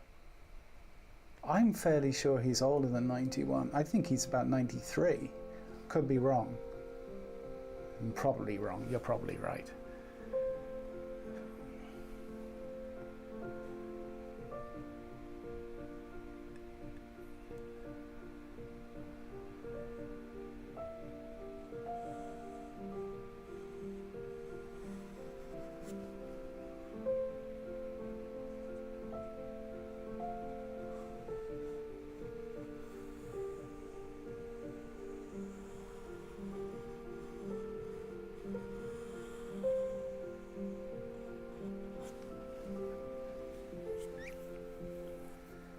It's nearly 8 p.m. here.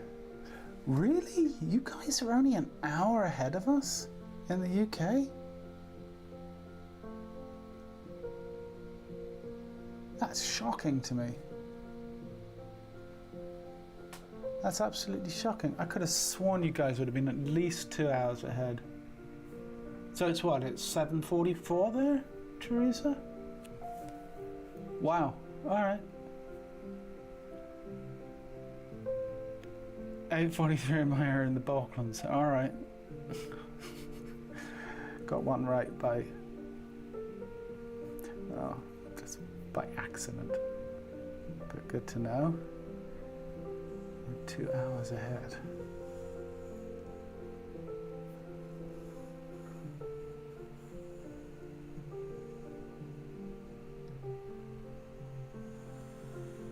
I don't know why that would shock me. But it does. I guess, you guys are way south, but it doesn't mean that your latitude is that far off, huh? It's also weird, like you look at Spain. Spain should technically be on our time zone. It's only because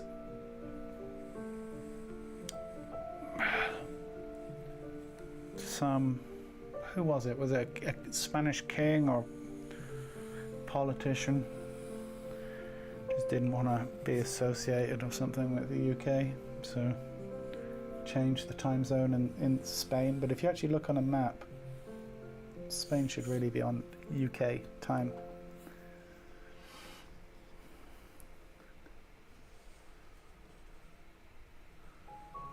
Well, there you go. I've learned something today. South Africa's another place would be nice to go, huh? At some point.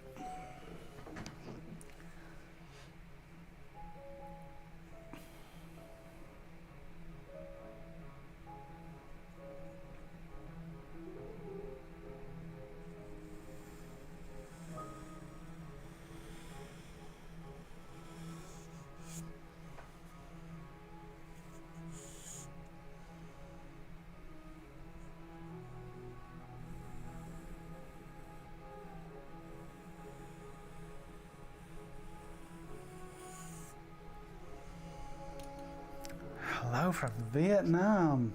Wow, look at this. The world checking in today. South Africa kind of big, no? Might have more than one time zone. Could very well, Lulu. Although I've got a feeling Teresa's going to tell us. Just use this one time zone. I was just about to say, I've got a feeling that it does only have one time zone. South Africa gets pretty tippy. Right? I kind of get why it would only have one time zone. Now, you go to North Africa, you're probably looking at like 4 time zones, right? 4 or 5. But I could see that. So Vietnam, let me guess. Vietnam, it's got to be 9:47 at night. Let me know, if I'm right. But I'm going to say 9:47. I'm going to be wrong. Of course I am, because I publicly said this is the time it's going to be.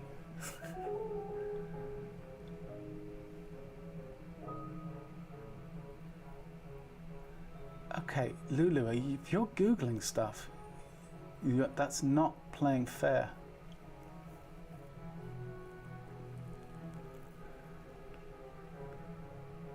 Why do I think you're Googling? Am I wrong?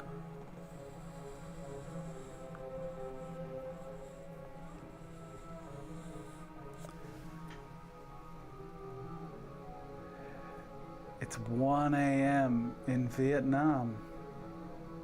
And I said, what, 9 o'clock, 9, 10, I could not have been more off. Wow, you guys are, what, 6 hours ahead of us? 5 hours? Well, I'm glad I could help you through your insomnia, Em.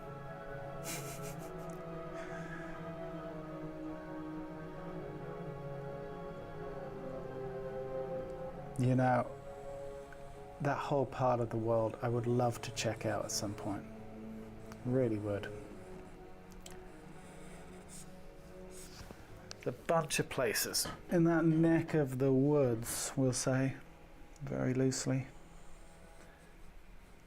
That would be fascinating to see.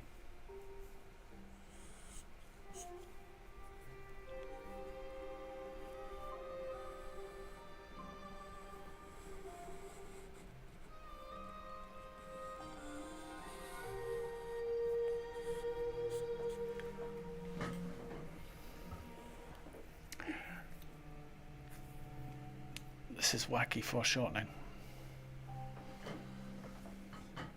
Not sure it really works. I'm already at 16 minutes. We're going over, kids. This is what's happening.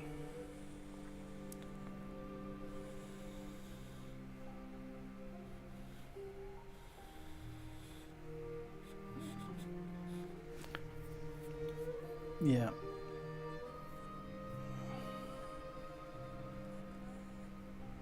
It's amazing, isn't it? Got people literally all over the world here. that really blows my mind. It's just amazing. I know I just sound like the old fuddy-duddy, like, oh, the internet, isn't it great? But like, it really is incredible. Like, you know, the fact that we can just be in a time where we can be doing something like this so kind of casually, and we can all kind of hang out. What a lovely thing. Really. I feel so grateful to have been able to be here and hang out with you guys and share stories and hopefully a few laughs along the way. Good stuff. Long may it last.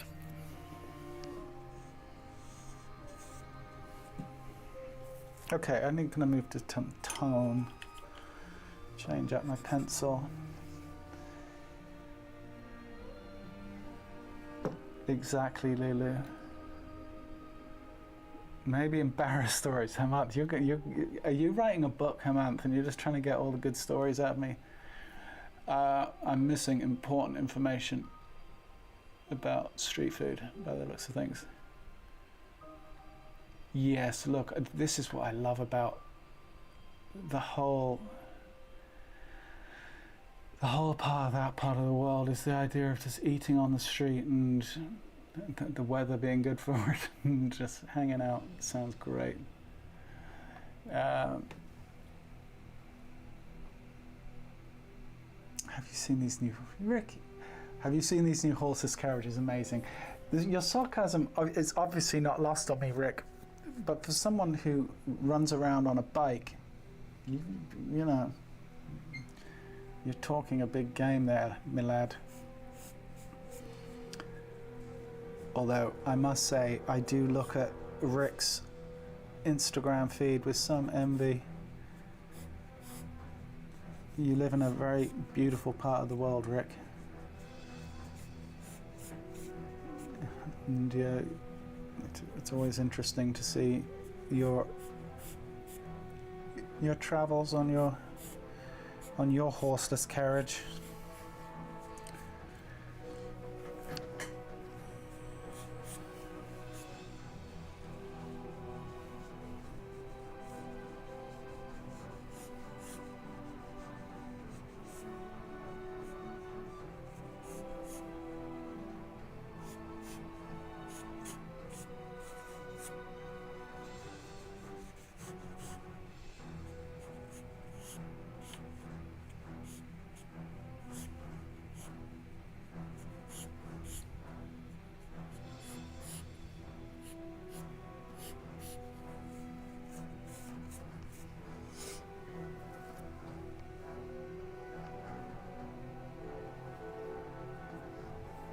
It's a great safe space you've created, Richard. Thank you, Jaeger. I'd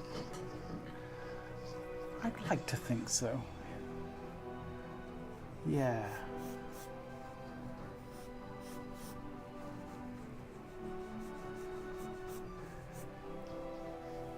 Yeah, it's a bit of fun.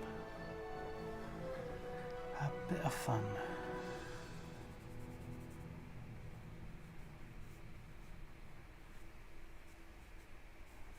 Alright.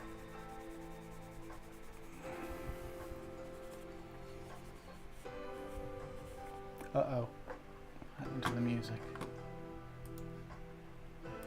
Alright.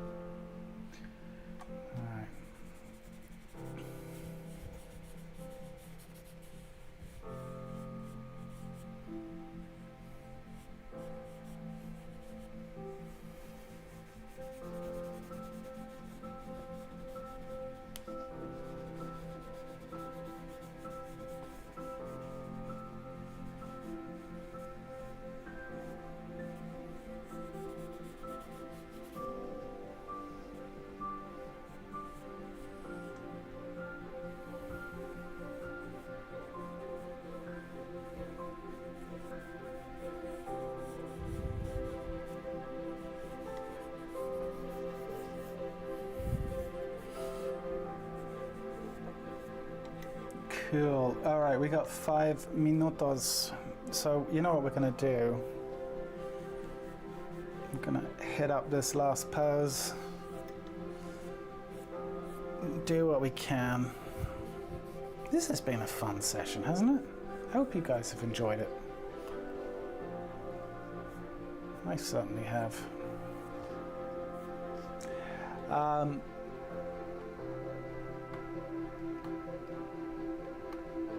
What was your first thought while starting a YouTube channel? You might need a few mods once it grows a tad bigger. Yeah, you're right, Lulu. Well, I'll be looking for volunteers when that time comes, so something to keep in mind. Ruslan, mi amigo, no comprende español. Can you translate your message, please? Gracias. Maybe that's Portuguese, so if it is, forgive me. Venezuela, are you guys Portuguese speaking? Or Spanish? Please tell me. Yeah, I'm happy enough with that sketch. They're a bit weird, but it's all right. What was your first thought on starting a YouTube channel? You know, honestly, Hemant, I won't say it was a bit of an accident, but it was a bit of an accident in as much as when I put up the figure drawing fundamentals video, what, 3 years ago now probably, I had like 200 subscribers and didn't think anyone would see it. And then shortly after I put it up, I kind of ignored the channel for the next 2 years. And while I was away, the channel kind of blew up a little bit. And so I thought, you know what? This could be interesting. And that's kind of how it started. If you had to start over and you had 0 drawing experience, how would you go about studying drawing? Asks Juggernaut. Geez, that's a big question, Juggernaut. Guys, what we're going to do is we're going to skip for this last drawing. That second to last drawing is too involved. We've got like 3 minutes. Well, I'll stretch over the 2-hour mark. I don't mind doing that. But let's just jump to the last pose, okay? Because I'd like to actually come back. We're going to revisit all of these subjects, and I'd like to come back to that pose, that second to last one. So I'm going to be drawing the last pose. How would you go about studying drawing? It's a very good question, Juggernaut. I'm honestly not sure I've got a quick, elegant answer for you there, because I've never been asked that. And I'm not sure at the start of a 3-minute pose if that's something I can give you a quick, meaningful response to. I'd actually really want to think about my answer. Do me a favor, if you happen to catch the next stream, will you ask that question again? And I'll make every effort to give you a response.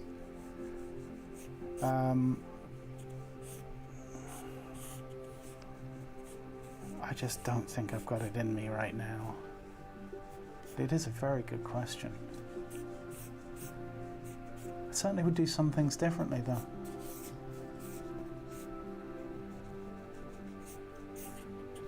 Would have started younger, I think. That would have helped. You see, for me to do something differently would require the involvement of other people on my behalf. So it's not just a case of what would I do differently. You'd be looking at changing my childhood, how I grew up.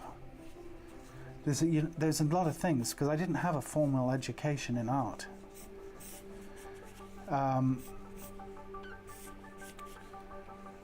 And I believe that there's a number of things that would have to change about the way I grew up for my experience to be different enough for it to be a meaningful change. See, already I've got there's a rambling, convoluted answer. It really does require some thought.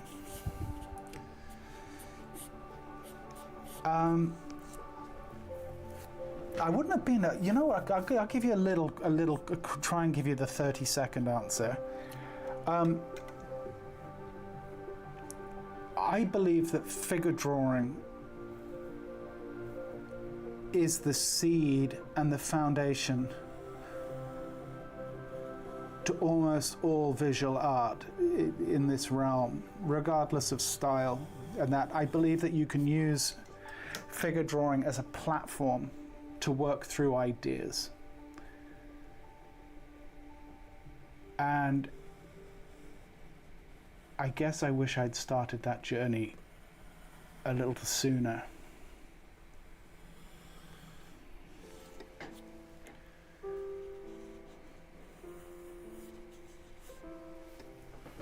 If that makes sense. Because I think for a long time I was actually afraid of figure drawing. I really did think it was just something that other people were good at, and that there was no hope for me ever being able to get my head around it.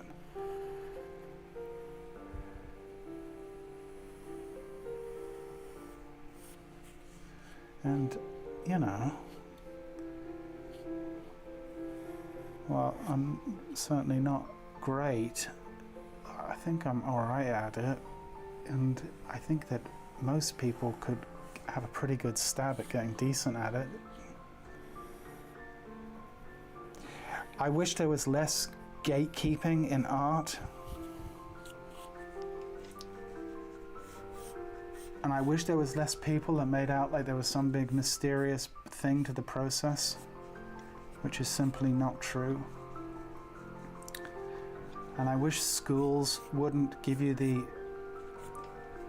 illusion that it takes years and years and years and years, and that you need to study their method and pay them all that money.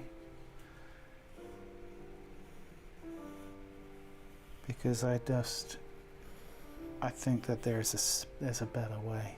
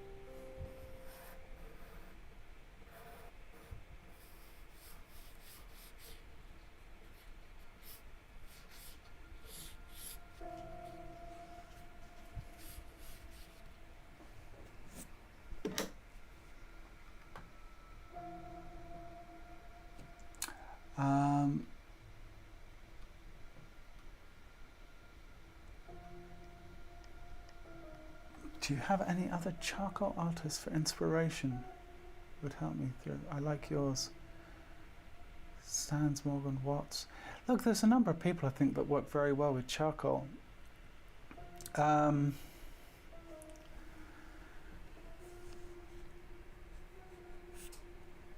you seem to know who you like.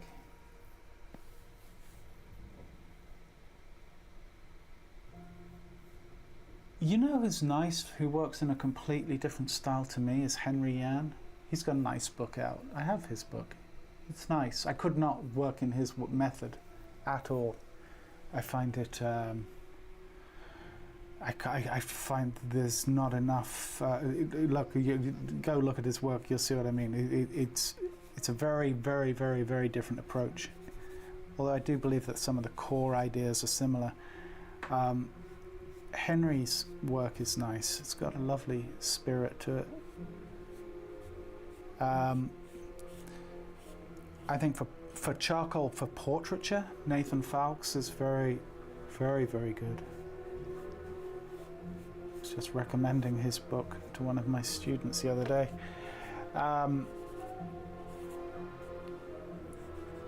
Yeah. Where are we at with time? I've gone way over. Look at that. Yeah, and the drawing's not great. You can tell I'm tired. This is very sinister music. Okay, there we go. All right. Not a great finish. But I think we've done some decent enough stuff today. Some respectable stuff. See how much dirtier this drawing is working just with the Prima? This is what I was talking about, guys. Thing is like softer than a 6B. Well, thank you, Cookie Monster. Much appreciated.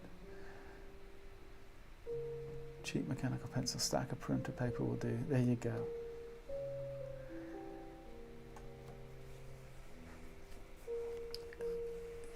Tina, agree, absolutely.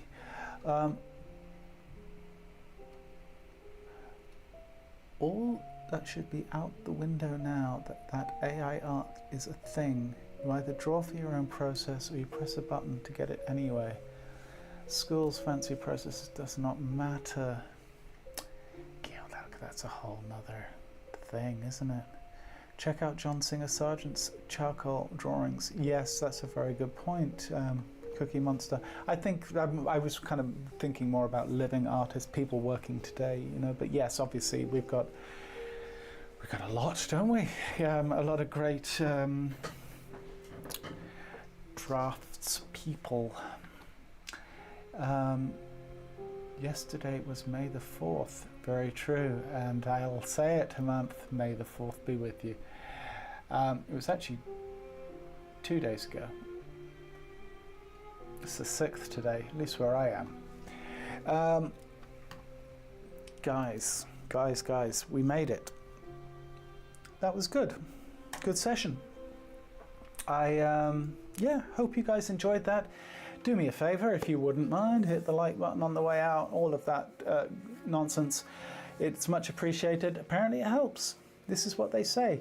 And do me a favor, if you think there's anyone that you think might enjoy this stream, let them know about it. You'd be doing me a huge favor.